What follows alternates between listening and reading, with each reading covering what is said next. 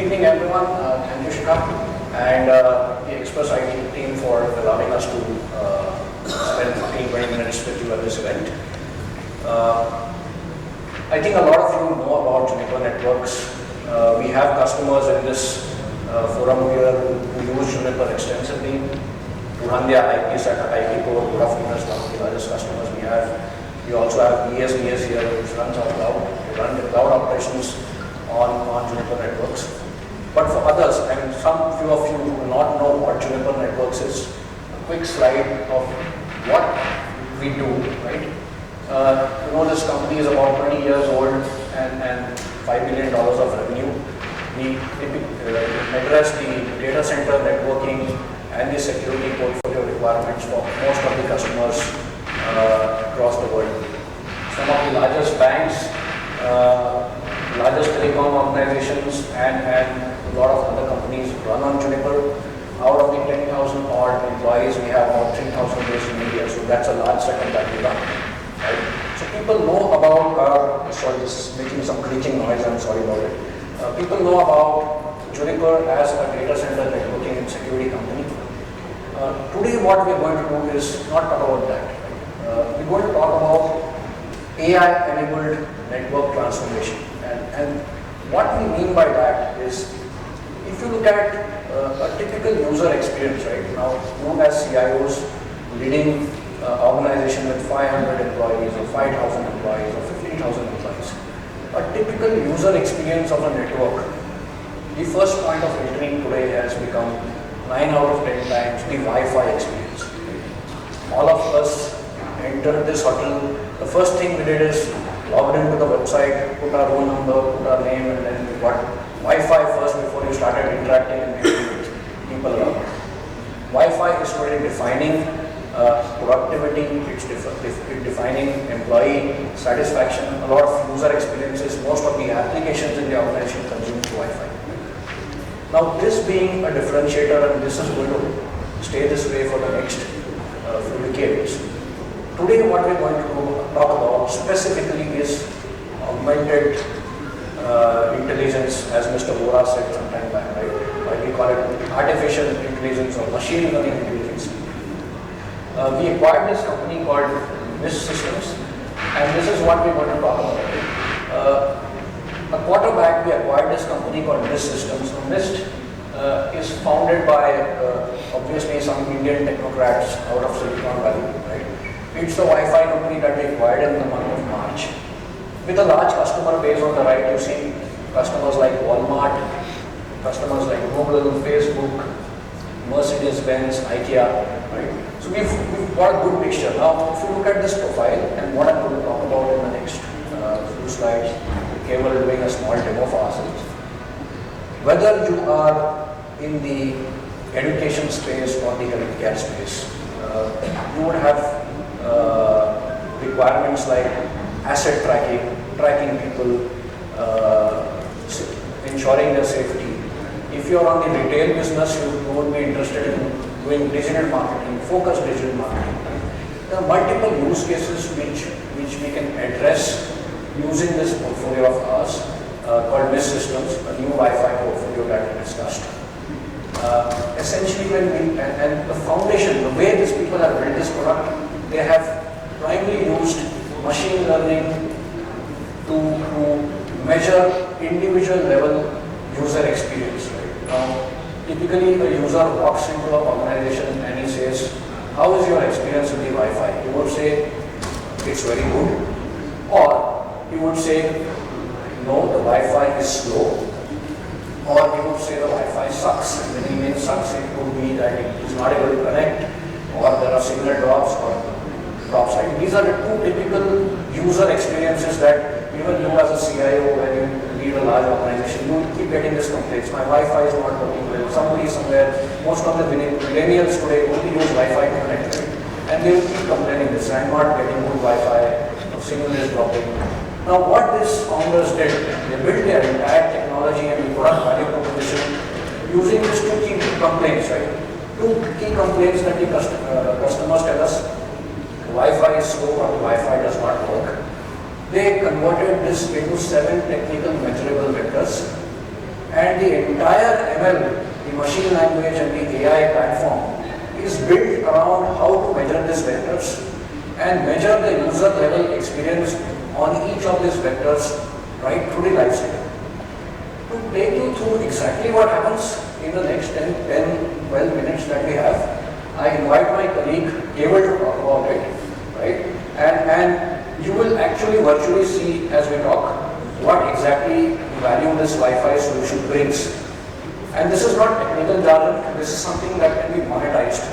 If you are the CIO of a retail company, you can do digital marketing using what we're talking about. If you are in the education space, thousands of students spread across multiple campuses, you can track them. In times of emergency, let's say you have a huge floor space, thousands of employees working in that, you can track safety. If there is some event like fire or a hazard, you can ensure that you can track every individual working there and ensure that they have been evaluated. Multiple use cases across different industry segments. So just to clear about how it actually works, Keval, what do you? Thank you, Saiish. So, in the spirit of the evening, I'd say that my unique characteristic is simplicity. And I'm a simple guy in my personal life, and I like to use that simplicity in my professional life also. So that's why I think Juniper and I gel well, because Juniper also believes in simplicity, of course, from a networking standpoint. The MIST system that Juniper acquired also, I tries to look at wireless as a network or a user experience from a simplifying mechanism. So let me just log into my. So I have a live demo set up. So let me just connect to it.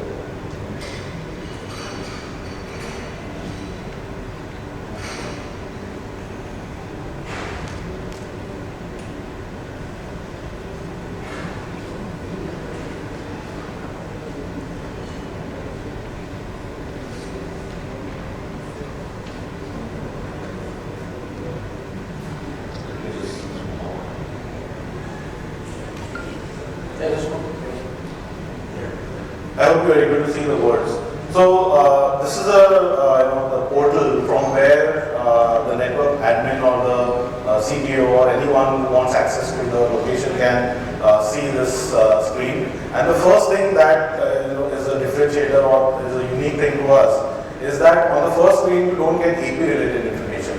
If you log into any of your existing controllers or any of your wireless management tools, the first thing you will see is what is my number of APs which are in the network, whether they are up or down, what is their uptime, and details related to that. But what we try to do is we try to look at it from a user experience perspective rather than a network device or a network monitoring perspective. So if you see, the first page itself is talking about all the clients which are in my network. Right? And of course the timelines and what clients are connected, what are not. More important than that, if you look at the bottom half, Saiish was talking about user experiences. So the most common refrain that people use is Wi-Fi sucks. Whether in our offices, maybe not in our homes because we know what is going on in our home, but in the office or in a public place like the malls or airports, whenever we try to connect, we get some issue or the other. We are not able to enjoy our video, we are not able to enjoy our emails or whatever. The common reference is Wi-Fi sucks. So if we go to the administrator and say that my Wi-Fi sucks, the administrator is then running around looking at what could be the cause and what are the things that could happen. From MIST perspective or Juniper perspective, we look at SLEs, which is service level experiences rather than service level assurances. So we have 6 parameters or 7 parameters on which these SLEs are measured, and they are simple. You can see that it's time to connect, throughput, roaming, successful connect, coverage, capacity, and AP uptime. Now AP uptime is something which is related to the network, but these 6 are of prime importance because they are looked at from a user perspective, not from the network perspective. So at this dashboard level itself, you can see that if someone complains that Wi-Fi sucks, there are 2 possibilities where I can directly go to: successful connects and coverage. Alright. So in that, if you see successful connects is lower, so that means that the chances of there being an issue in that is more. Alright. And right on this this page itself, if you see on the right hand side, it gives me a percentage of what are the 3 most probable causes of the number of successful connects being less. Alright, so it could be a DHCP issue, either the server is not reachable or the packet is not going there, or there is some issue with the authorization, which means the typically enterprises use radius server or LDAP server. So that kind of authorization is not working or it's restricting. And association. Association is basically the client being connected to the access point. So from here itself, from percentage view, you can see that this is 1%, this is 98%, I know it's not clearly visible, and this is again 1%. So the first thing that you realize is there is something related to authorization which is giving the issue, right? So you know where to run or what to access or what to do a troubleshooting on. Then the second answer, or second reason that customers or users are complaining is that the coverage may be an issue. So coverage is something more detailed. You need to go to that location, take a demo laptop or something, and then try to connect and guess. But from here itself, we get to know that there is something with the issue of connect. Now, if you realize that I have not even clicked on a single button as of now, and already I have come at least a 20-30% closer to what the RC or what the issue might be. So these are the parameters that typically you work with IT and define. So you may define my time to connect should be 4 seconds, right? And if you define that, you've seen 85% are connecting within 4 seconds, with only 15% going outside of that zone that IT has defined. So this is what you define and you measure against, right? So this is the user level experience that we're talking about. And from here itself, you can also scale the timeline. So it shows a timeline, so approximately you come to know between what time was the issue the worst. So it's now this is of course set up in US, so the timeline is in the night time. So it is like from 11:30 a.m. to somewhere around 1 a.m. So it's night time, then that's when the issue has happened, and it could be something related to radius authentication or most probably a certificate. So this gives, I have an example for this. Like in Amazon, Mist is already deployed in large numbers, and in their warehouse, we saw on the dashboard, the network admin at that time saw on the dashboard that there was a serious problem with the associations. And when he went down, he drilled down to the probable causes. He came to know that there was a digital certificate which was issued to specific wireless clients which were of Windows handheld devices. Alright, and only those handheld devices were therefore facing an issue. So in a matter of 15-20 minutes, he came to the conclusion that because of a digital certificate which was pushed at 12 a.m. Onto those Windows clients, that's why the problem started occurring. He called up the Amazon person responsible for this, and then they were able to troubleshoot, and within an hour or so, they were able to recover from it. So the time, for whenever a network issue happens, most of the time is taken for an RCA. People spend huge amount of resources and time to get the root cause analysis. Here, at least we are able to streamline or focus onto a couple of causes of RCA rather than look at anything could happen. So that is the beauty of Mist systems, wherein we can get the RCA much faster. Second thing that we can look at is the number of live clients which are currently in the network. So if you see,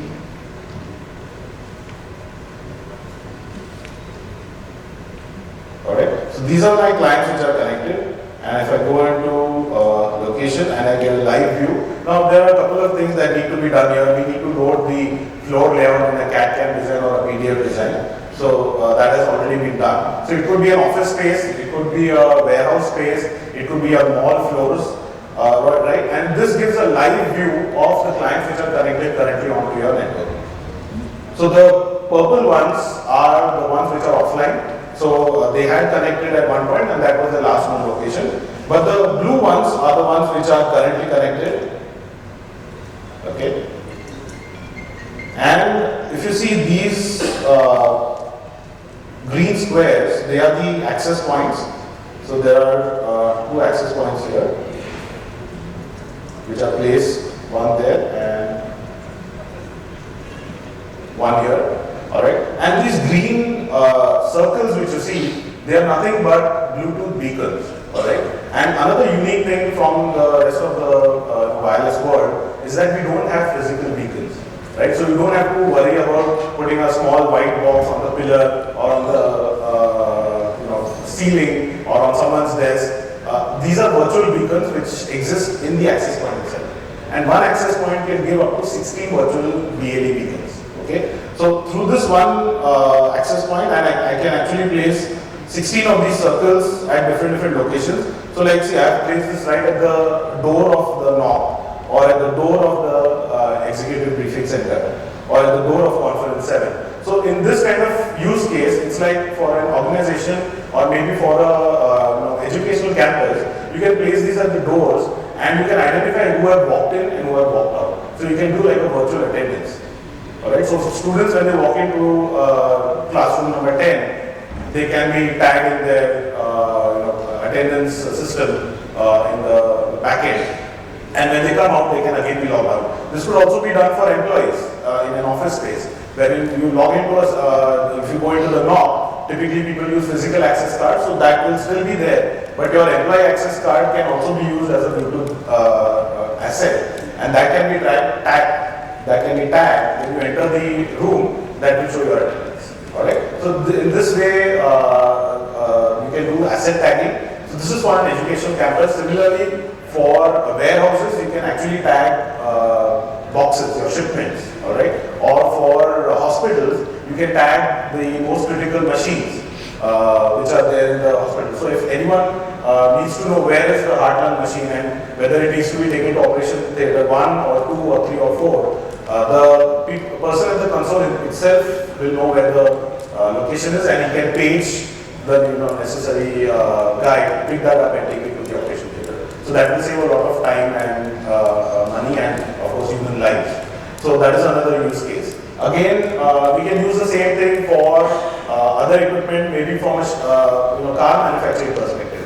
You can actually tag the car parts and the actual car as it's being made, and you can track the progress through the system, right? So you know when the spare parts are required at which location, and then send the spare parts there. So it's a great tool in doing that. Another use case for the Bluetooth tags is wayfinding. Alright, now when you came into the conference room or when you came into the hotel, in India, of course, we have the easier option of putting people saying that just give them directions whenever they ask for it. But in a location which is very confusing or which is very remote, we don't have that luxury.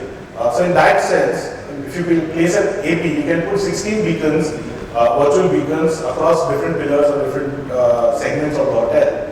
And whenever the user comes in, he will log into his app or he'll log into the Wi-Fi. He'll be able to get step-by-step directions to the conference room, to the breakfast center, to his room, so on and so forth. So that is another use case for hotel industry. Or it could also be used for retail industry in the sense that when a person, you can do a kind of a geo-fence sort of a thing, or you can mark an area saying that whenever the user walks into that area, give me an information, and in the back end I can also push notifications to him on the Wi-Fi. So for customer acquisition, or to know how many people walked into a particular shop in the mall and how many people actually bought something and they were bought just from browsing.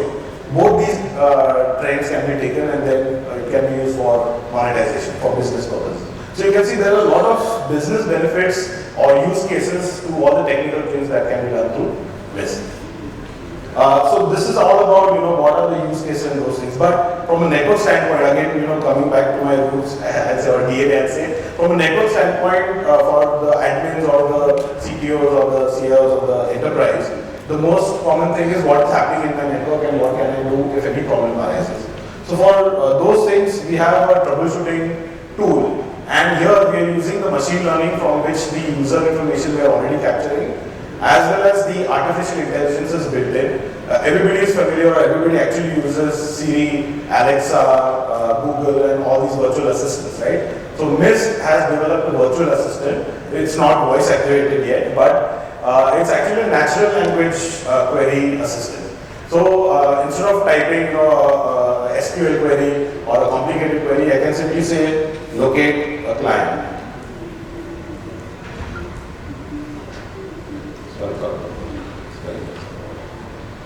Okay, so it's saying which site, so I'll select the live demo site, and then it will ask me for various clients which are there.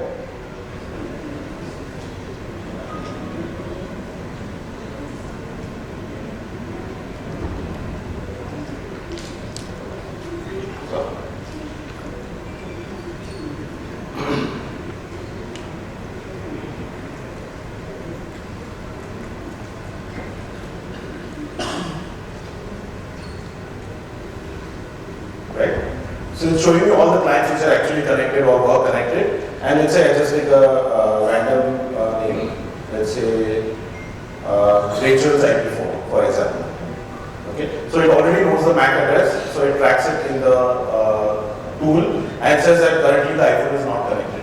Alright. Similarly, you can do an actual use for, let's say, whichever device you are looking for, and it will show you the location of that person where he was last situated. Let me try this again.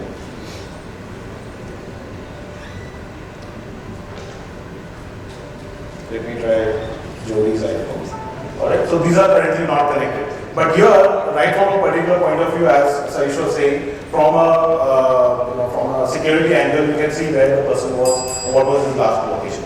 So Marvis is actually a wonderful tool for doing troubleshooting, and you can drill down and get the analysis of a particular client. Also, we can get packet captures for doing troubleshooting. If a client calls in and says that my Wi-Fi is not working or the Wi-Fi is giving a bad response, I'm not able to do my work.